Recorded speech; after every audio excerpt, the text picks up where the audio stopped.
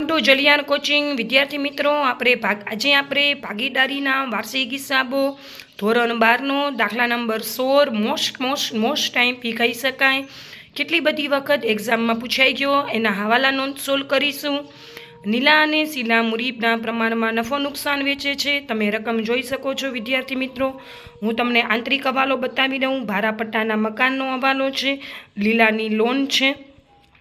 પછી આપણે નીચે જાશું તો હવાલા આપેલા છે. આકર સ્ટોક 1,10,000, મૂડી પર વ્યાજ, ઉપાર પર વ્યાજ, દેવાદાર પર ઘાલખાદ અનામત, ચૂકવવાના બાકી ખર્ચા, મશીનરી અને ફર્નિચર પર ઘસારો ગણો. વિદ્યાર્થી મિત્રો આપણે પહેલો હવાલો સોલ્વ કરીએ. આખર સ્ટોક 1,10,000 જેની બજાર કિંમત 20% વધુ છે. વિદ્યાર્થી મિત્રો એક લાઈન યાદ રાખવાની, આખર સ્ટોકમાં પડતર કિંમત અને બજાર કિંમત બેમાંથી જે ઓછી કિંમત હોય ને એ ધ્યાનમાં લેવાની. આપણાને કીધું છે બજાર કિંમત વધુ છે તો આપણે વધુ કિંમત ધ્યાનમાં લેવાની જ નહીં. આખર સ્ટોક આપણે ડાયરેક્ટ 1,10,000 લઈ લેશું. હવે આપણે એની હવાલા નોંધ કરીશું વિદ્યાર્થી મિત્રો. આખર સ્ટોક ખાતે ઉધાર તે વેપાર ખાતે જમા.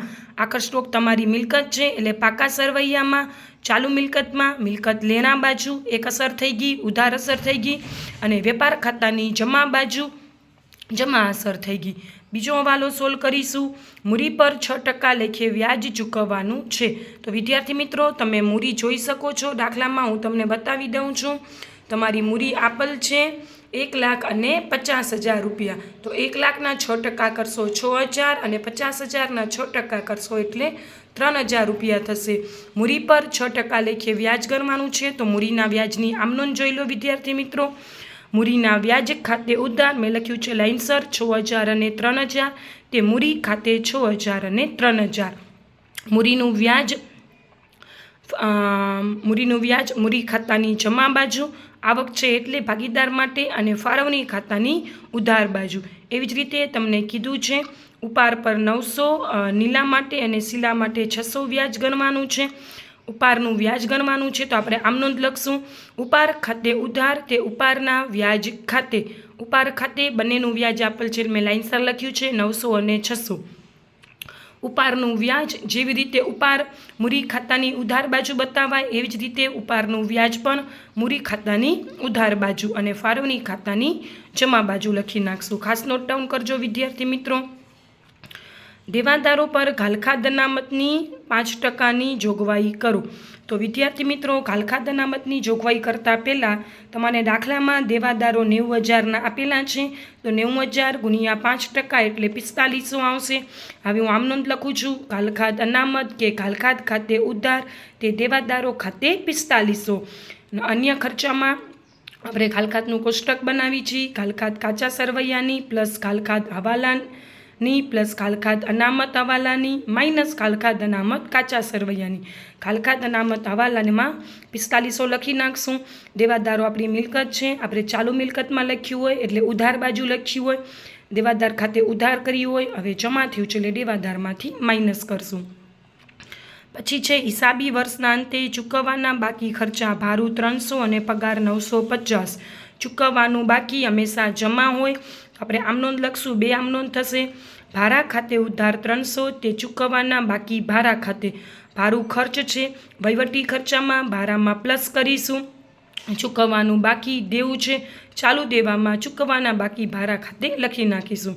પછી પગારની આમ નોંધ. પગાર ખાતે ઉધાર 950 તે ચૂકવવાના બાકી પગાર ખાતે. પગાર ખર્ચ છે, પગારમાં પ્લસ કરીશું.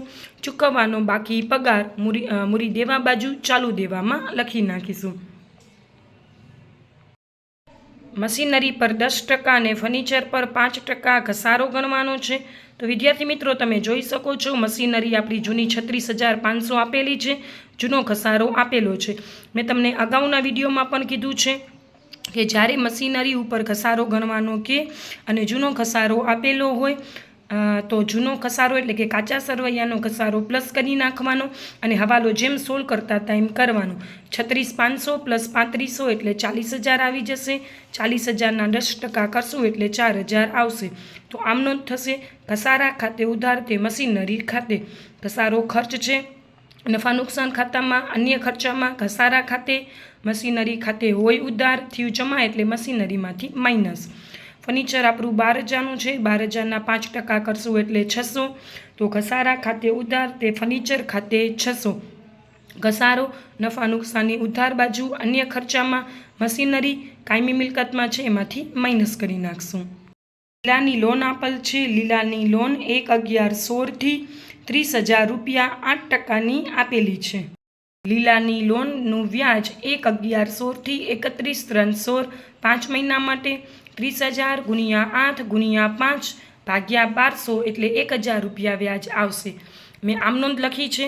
લોન ખાતે ઉધાર તે લીલાની લોન ખાતે જમા અથવા લોનના વ્યાજ ખાતે ઉધાર તે લીલાની લોન ખાતે લખી તો પણ ચાલે, અથવા લોનના વ્યાજ ખાતે ઉધાર તે ચૂકવવાના બાકી વ્યાજ ખાતે. લોનનું વ્યાજ એટલે કે કોઈ પણ પ્રકારનું વ્યાજ નાણાકીય ખર્ચ કહેવાય. નફા નુકસાનની ઉધાર બાજુ અને લીલાની લોનમાં પ્લસ કરશું ચૂકવવાનું બાકી વ્યાજ 1,000. મોસ્ટ આઈપી કહી શકાય એવું ભાડાપટ્ટાનું મકાન 1/10/14 થી 5 વર્ષ માટે. આ હવાલો ખાસ નોટ ડાઉન કરજો. આ દાખલો આ હવાલાના લીધે જ આઈએમપી છે અને બેઠો દાખલો ઘણી વખત પૂછાઈ ગયો છે. શું ભાડાપટ્ટાનું મકાન આપણે ક્યારે લીધું હતું? ભાડાપટ્ટાનું મકાન તો 1/10/14થી લીધું હતું. જ્યારે લીધું હોય ત્યારથી કરી અને નાણાકીય વર્ષ પૂરું થાય એ સમય સુધી ચાલવાનું. 1/10/14થી નાણાકીય વર્ષ પૂરું થશે 31/3/15 એટલે 6 માસ. બીજું નાણાકીય વર્ષ શરૂ થશે 1/4/15 પછી પૂરું થશે 31/3/16 એટલે 1 વર્ષ. 6 માસ અને 1 વર્ષ એટલે 1.5 વર્ષનો સમયગાળો થયો. આપણે હિસાબો પૂરા થાય છે 31/3/17ના, તો આપણે લખીશું 1/4/16 થી 31/3/17 જેના માટે આપણે ગણવાનું છે એને ધ્યાનમાં લેવાનું જ નથી. આપણે 1.5 વર્ષ વાપરી નાખ્યું છે. તો 1/10/14 થી 5 વર્ષ માટે હતું. 5 વર્ષ માઇનસ 1.5 વર્ષ વપરાઈ ગયું એટલે 3.5 વર્ષ બાકી છે. મકાન હતું 14,000 ભાગ્યા 3.5 એટલે 4,000 રૂપિયા આવશે. આપણે લખીશું માંડી વારેલ ભાડાપટ્ટાના મકાન ખાતે ઉધાર તે મકાન ખાતે જમા. માંડી વારેલ નફા નુકસાનની ઉધાર બાજુ મિલકતમાંથી મકાનમાંથી માઇનસ કરી નાખું કેમ કે હોય મિલકત ખાતે ઉધારને થયું માઇનસ. ખાસ નોટ ડાઉન કરજો. 1/4/16 થી 31/3/17નું ગણવાનું છે એટલે એ સમયગાળો મેં ધ્યાનમાં નથી લીધો. 1/4થી જેટલો સમય વપરાઈ ગયો છે એ લઈ લીધો છે. એમાંથી હવે વાપરવાનો બચ્યો 3.5 વર્ષ એટલે એટલો જ લખ્યો છે. વિદ્યાર્થી મિત્રો, વિડીયો ગમ્યો હોય તો વિડીયોને લાઇક કરી દેજો, ચેનલને સબસ્ક્રાઈબ કરી દેજો અને તમારા વિદ્યાર્થી મિત્રો સાથે જરૂરથી શેર કરી દેજો. Thank you for watching.